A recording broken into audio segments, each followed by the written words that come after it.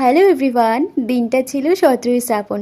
আমি আর বুনু মিলে চলে গিয়েছিলাম মাজার শরীফে। 17ই শ্রাবণ মানে আমাদের ঘুটিয়ারি শরীফবাসীর কাছে একটা বিশাল আনন্দের দিন। বছরের এই একটা দিন অপেক্ষা করে থাকি যে বাবার কাছে পুজো দিতে যেতে পারবো। আমরা চলে এসেছি মাজারের ভেতরটা, আর এখানে দেখো অলরেডি ভিড় শুরু হয়ে গেছে। তবু আমরা সকাল সকালে এসেছি বলে একটু ফাঁকা পেয়েছি। আর হ্যাঁ, সবার আগে একটাই কথা বলে রাখি, এখানে কিন্তু জাত পাত ধর্ম এসব কিচ্ছু ম্যাটার করে না।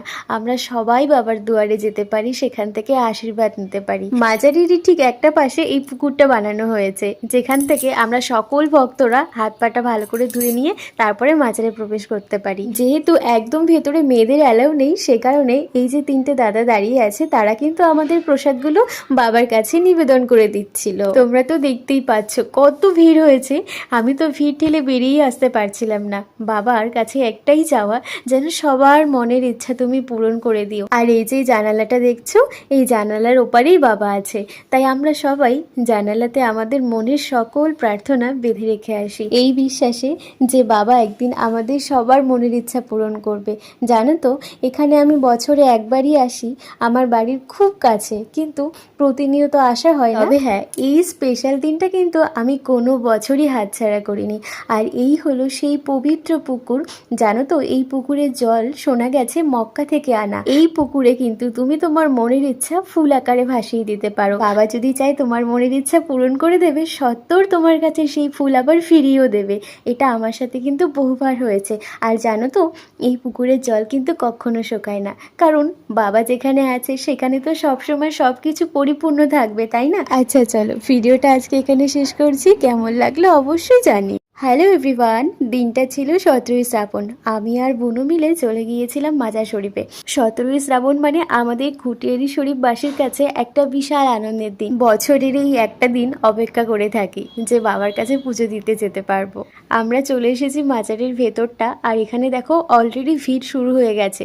তবু আমরা সকাল সকালে এসেছি বলে একটু ফাঁকা পেয়েছি। আর হ্যাঁ, সবার আগে একটাই কথা বলে রাখি, এখানে কিন্তু জাত পাত ধর্ম এসব কিচ্ছু ম্যাটার করে না।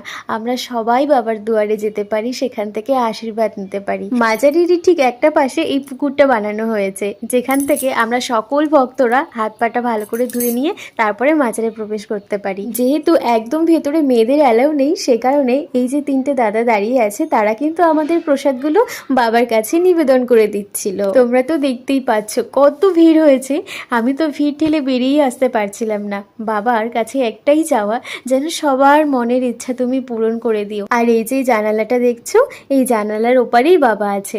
তাই আমরা সবাই জানালাতে আমাদের মনের সকল প্রার্থনা বেঁধে রেখে আসি, এই বিশ্বাসে যে বাবা একদিন আমাদের সবার মনের ইচ্ছা পূরণ করবে।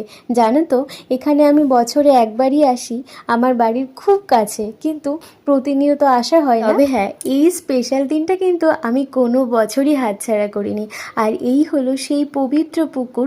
জানো তো, এই পুকুরের জল শোনা গেছে মক্কা থেকে আনা। এই পুকুরে কিন্তু তুমি তোমার মনের ইচ্ছা ফুল আকারে ভাসিয়ে দিতে পারো। বাবা যদি চায় তোমার মনের ইচ্ছা পূরণ করে দেবে, সত্তর তোমার কাছে সেই ফুল আবার ফিরিয়েও দেবে।